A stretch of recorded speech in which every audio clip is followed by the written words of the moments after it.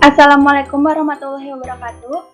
Perkenalkan, nama saya Kania Tufahati Estiana Nur, selaku moderator dari kelompok 4 kelas 1B PGSD. Pada video kali ini, saya dan teman-teman saya akan mempresentasikan tentang model-model pembelajaran IPS. Materi yang pertama dan kedua akan disampaikan oleh Reni Nur Saputri. Materi yang ketiga akan disampaikan oleh Dede Rika Siti Farika. Dan materi yang terakhir akan disampaikan oleh saya sendiri.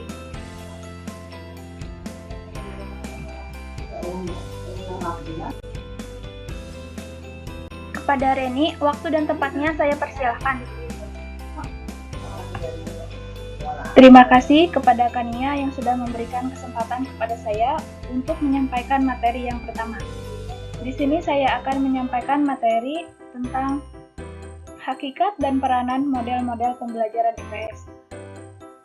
Model pembelajaran IPS adalah suatu cara atau pedoman bagi seorang guru ataupun perancang pembelajaran untuk dapat merencanakan dan melaksanakan kegiatan pembelajaran, serta sebagai upaya untuk mempengaruhi perilaku peserta didiknya menuju perubahan yang lebih baik. Model pembelajaran berfungsi sebagai pedoman bagi guru dalam merencanakan dan melaksanakan kegiatan pembelajaran. Selanjutnya ada unsur-unsur model pembelajaran. Yang pertama, sintak. Sintak yaitu langkah-langkah operasional pembelajaran. Yang kedua ada social system. Social system yaitu suasana dan norma yang berlaku dalam pembelajaran. Yang ketiga ada principle of reaction. Nah, principle of reaction ini menggambarkan seharusnya bagaimana guru memandang, memperlakukan, dan merespon siswa. Yang keempat ada support system. Support system yaitu segala sarana, bahan, alat, atau lingkungan belajar yang mendukung pembelajaran.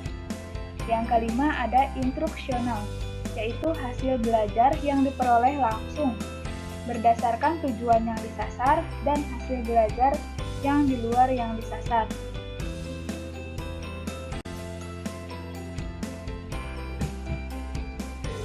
Selanjutnya ada kriteria model pembelajaran IPS. Yang pertama, model menggunakan lingkungan sebagai sumber belajar. Yang kedua, dalam penerapan, model harus didampingi narasumber. Yang ketiga ada menjadikan peristiwa-peristiwa sosial yang baru. Jadi, model yang diterapkan sedapat mungkin menjadikan peristiwa-peristiwa sosial yang baru menjadi fokus pembelajaran yang berkaitan dengan materi IPS yang diajarkan. Yang keempat, mendorong peserta didik untuk terlibat aktif. Yang kelima, peserta didik menentukan konsep, prinsip, dan teknik interaksi. Yang kelima, memiliki relevansi dengan kehidupan peserta didik. Yang ketujuh, memberikan rasa aman dan senang kepada peserta didik. Yang kedelapan, harus sesuai dengan lingkungan atau faktor eksternal. Nah, materi yang kedua yaitu model-model pembelajaran IPS. Model pembelajaran IPS yang pertama ada model pencapaian konsep. Pada model pencapaian konsep, dapat membantu peserta didik mempelajari konsep-konsep yang ada, serta dapat dipakai untuk mengorganisasikan informasi. Nah, yang kedua ada model berpikir induktif. Model berpikir induktif dapat mendorong para pelajar menemukan, menciptakan nama suatu konsep supaya lebih terampil. Yang ketiga ada model penelitian. Model penelitian melibatkan para pelajar dalam proses penalaran mengenai hubungan sebab akibat dan mengetes hipotesis. Yang keempat ada model memorisasi, yaitu menghafalkan dan mengasimilasikan sesuatu informasi. Yang kelima ada model investigasi kelompok. Nah, para peserta didik berpartisipasi dalam mengembangkan sistem sosial. Yang selanjutnya ada model bermain peran. yaitu membantu mempelajari nilai-nilai sosial dan pencerminannya dalam perilaku. Yang selanjutnya ada model penelaah jurisprudensi. Nah, pada model ini peserta didik menguji dirinya sendiri, perilaku kelompok, dan proses sosial yang lebih besar. Yang terakhir ada model inquiry sosial. Model inquiry sosial diterapkan dalam bidang-bidang ilmu alamiah.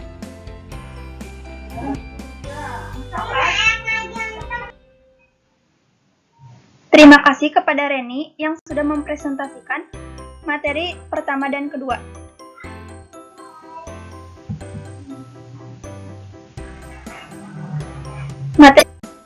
Materi selanjutnya akan dijelaskan oleh Dede Rika. Waktu dan tempatnya saya persilahkan. Terima kasih kepada Kania yang telah memberikan kesempatan kepada saya. Saya akan menjelaskan materi yang ketiga tentang implementasi model-model pembelajaran IPS, yaitu model pembelajaran pencapaian konsep. Guru mempresentasikan data, guru menentukan strategi-strategi, peserta didik mengkaji jenis-jenis konsep, peserta didik mencoba membentuk konsep-konsep.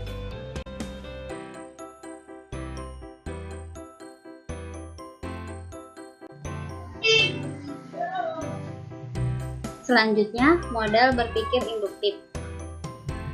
1. Pembentukan konsep. 2. Interpretasi data. 3. Aplikasi prinsip. Selanjutnya, model penelitian.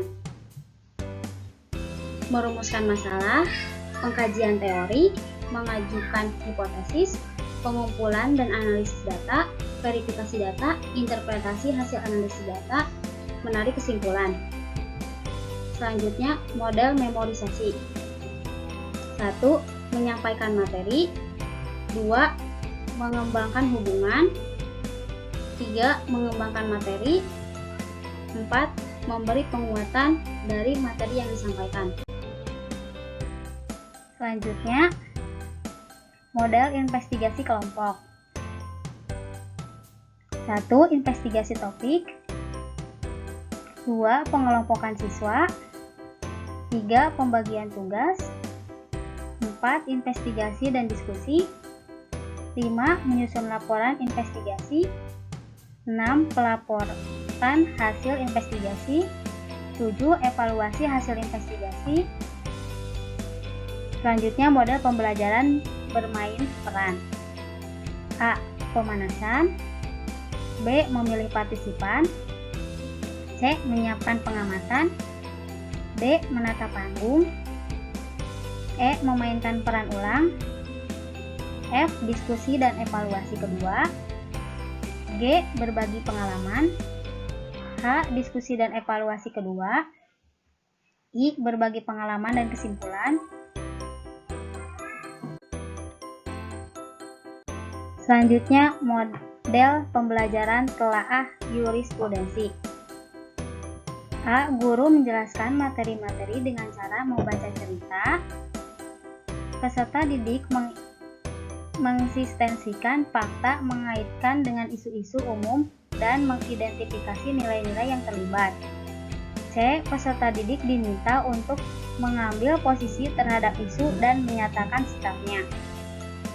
D. Pendapat peserta didik digali lebih dalam.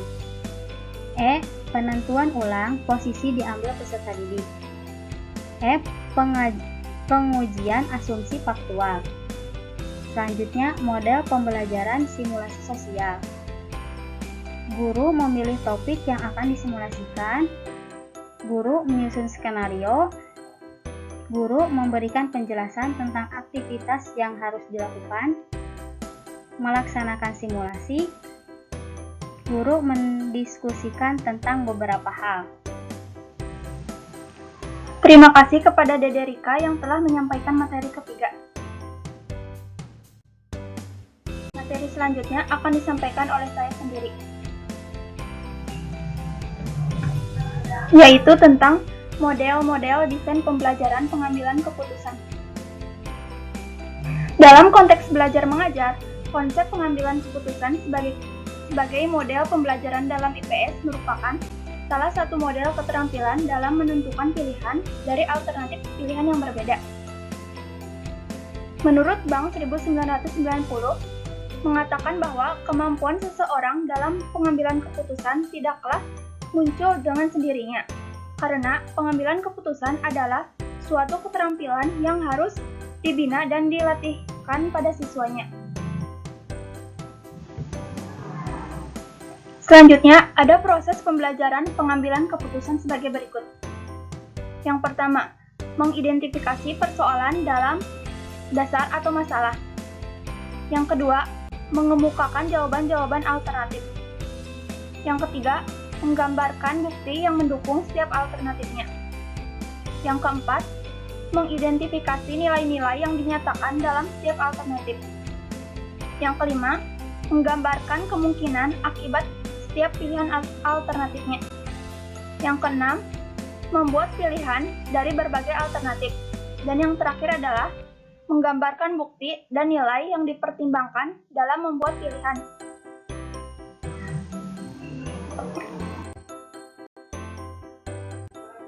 Banyak peluang bagi guru mengajar dan siswa belajar menggunakan metode pembelajaran pengambilan keputusan ini. Misalnya, dengan memanfaatkan organisasi intrasekolah maupun ekstrakurikuler sebagai wadah pembinaan, yang mana dalam organisasi ini, guru berperan sebagai pembina dan fasilitator.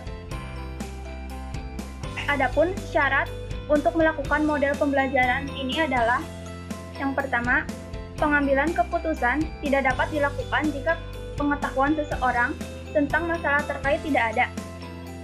Dikarenakan pengetahuan sosial merupakan komponen yang sangat penting bagi tercapainya pengambilan keputusan.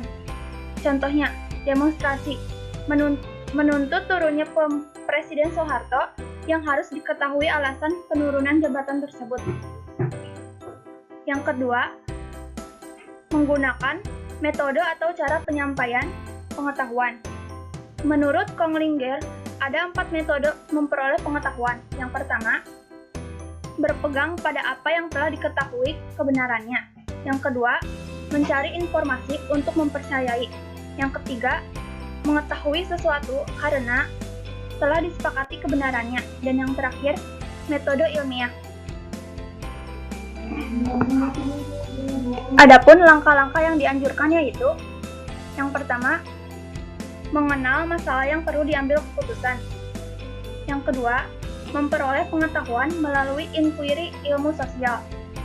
Yang ketiga, mengorganisir pengetahuan dan masalah untuk bahan pembelajaran.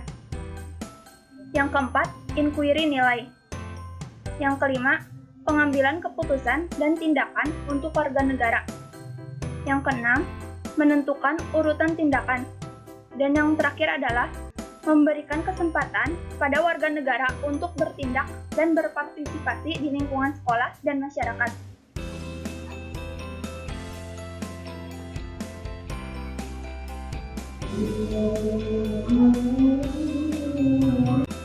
Cukup sekian materi yang dapat kami sampaikan, kurang lebihnya mohon dimaafkan.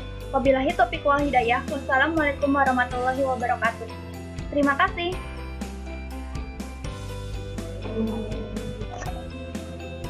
Terima kasih.